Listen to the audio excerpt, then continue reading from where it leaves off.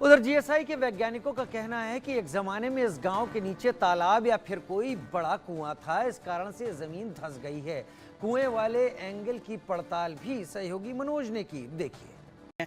और मैं और मेरा सहयोगी राजू कायल अभी उस लोकेशन पे आए हैं और इस गड्ढे की जो कुआं है, जल स्रोत है, यहाँ पर पुराने समय में लोगों को जब पीने के लिए पानी नहीं मिलता था, तब इन लोगों ने पाताल तोड़ कुआं खोदा था और वह कुआं आज भी ओपन स्थिति में पड़ा है। हालांकि जैसे सेजरासर वाली घटना हुई है, उसको लोग अलग अलग रूप है और खेत के चारों तरफ ये रेतीले टिल्ले हैं, चारों तरफ एक टिल्लों की है जो एक लेयर सी जो बनी हुई है।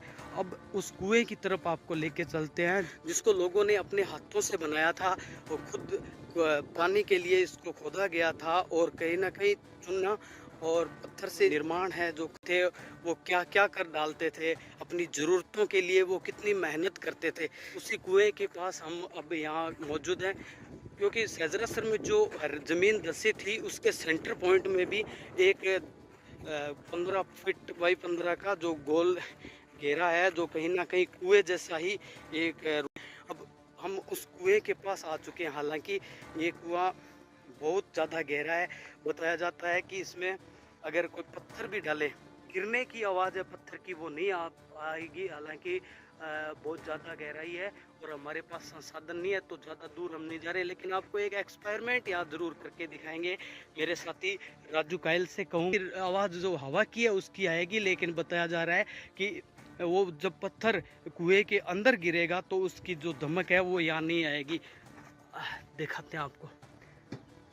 पत्थर गया, ये टकरता, ये देखो अब भी जा रहा है। सू की आवाज़ है जो यहाँ आ रही है, लेकिन वो पत्थर गिरते हुआ नहीं जो सुनाई दिया, जिसकी धमक है वो नहीं हुई है। और यह कहीं ना कहीं ये बड़ा खतरा है, ओपन भी है और हो सकता है यहाँ जानवर है जो घूमते हुए आते हैं, तो हो सकता है जानवरों की इसमें गिरने से मौत भी हुई होगी। और इसके चारों तरफ आपको दिखाना चाहूँगा कि इसके चारों तरफ जो ये मेड सी बनी हुई है, अगर यह ज़मीन धंसती, हालांकि ये प्लेन जगह पर है और सेजरासर वाली थी, वैसे ये हो सकता है वहाँ एक ऐसा कुआं हो और चारों तरफ जो मिट्टी थी उसके कारण ये धंस गई है। हालांकि यार सेजरासर वाली की स्थिति जो है वो क्लियर तो जांच आने के बाद ही हो पाएगी, लेकिन जैसे ही इस कुएं को हम देखते हैं तो कहीं ना कहीं यह संभावना भी हो जाती है कि पुराने समय में बिना संसाधन के भी पुराने जो लोग हैं, मेहनती लोग थे, की जो समस्या थी इस इलाके में बहुत ज़्यादा थी और उस समस्या से निजात पाने के लिए इन लोगों ने इतनी मेहनत की है।